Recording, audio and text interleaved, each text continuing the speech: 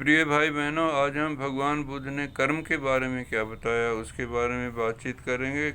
अपने अपने गुण कर्म स्वभाव के अनुरूप हर जीव इस संसार में चक्कर लगाता रहता है। कर्म से हमारा अभिप्राय होता है किसी कार्य के करने से, किंतु कर्म केवल कार्य करने तक सीमित नहीं होता, वह इससे कुछ और ज़्यादा होता है। काम करने के साथ साथ वह काम किस धारणा से किया गया है इस बात पर भी निर्भर करता है।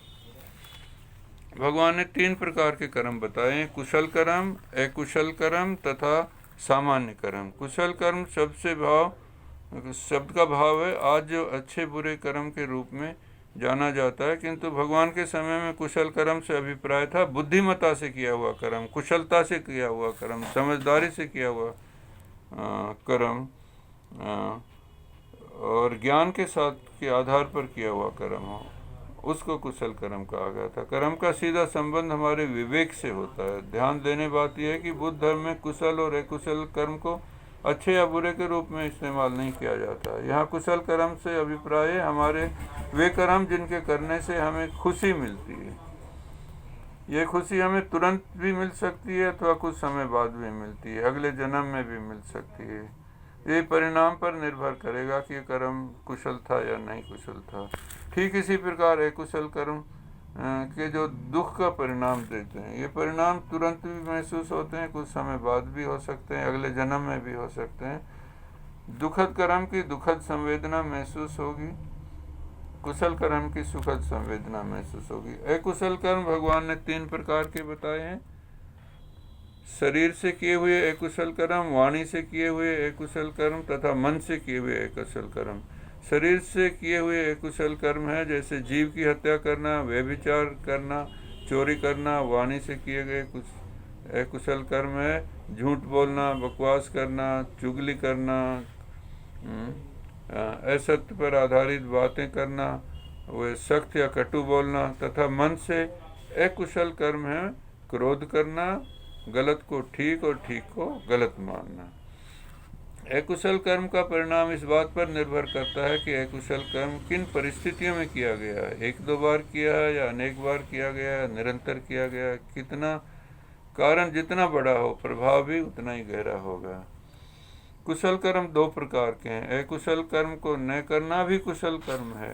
अकुशल कर्म से बचने से मानव उसके दुष्प्रभावों से भी बच जाता है और दुखों से भी बचकर वह सुख को प्राप्त करता है। इस प्रकार के कुशल कर्म आम आदमी भी कर सकते हैं, किंतु दूसरे प्रकार के कुशल कर्म कुछ धार्मिक लोग ही कर पाते हैं। वे निरंतर दूसरों के कल्याण की भावना से, दूसरों के प्रति दया की भावना से, निस्वार्थ भावना से सभी प्राणियों के कल्याण हेतु कार्य करते हैं।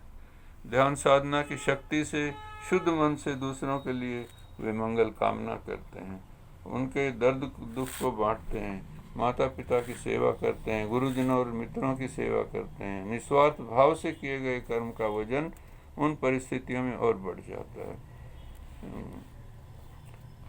प्रभाव के अनुसार ही कर्म को 3 भागों में बांटा गया: इसी जन्म में किए हुए, अगले जन्म में किए हुए या कई जन्मों में किए हुए। जो मानव ध्यान की ऊंचाई अवस्था पर पहुंच जाते हैं वे पिछले जन्म के प्रभावों को भी देख पाते हैं। भगवान बुद्ध और उनके कुछ अनुयायियों को अपने पिछले कर्मों की जानकारी थी। भगवान के प्रमुख शिष्य मोगलायन को जब हमलावरों ने आघात पहुंचाया तब भगवान ने बताया कि उनके पिछले जन्म में माता पिता को उन्होंने जंगल में लाकर मारा था, इसलिए उनकी हत्या की गई है। तीसरे कर्म साधारण कर्म है, वे हमें अनजाने में हो जाते हैं, जैसे चलते फिरते, खाते पीते, सांस लेते जीवों की हत्या अनायासी हो जाती है। चलते फिरते हमारे पैरों के नीचे कोई जीव मर जाता है। ये कर्म हमारी चेतना का फल है, चेतना की अवस्था का फल है। जैसी चेतना वैसा फल। हमारी चेतना शुद्ध हो तो कर्म भी शुद्ध, हमारी चेतना अशुद्ध तो कर्म भी अशुद्ध। कर्म शुद्ध तो जीवन भी शुद्ध, कर्म अशुद्ध तो जीवन भी अशुद्ध। मन के माध्यम से हम चेतना को शुद्ध करते हैं, इसलिए मन की शुद्धि ही धर्म का कर्म है। मन की शुद्धि ही शांति का बीज है। आपका मंगल हो, आपका भला हो।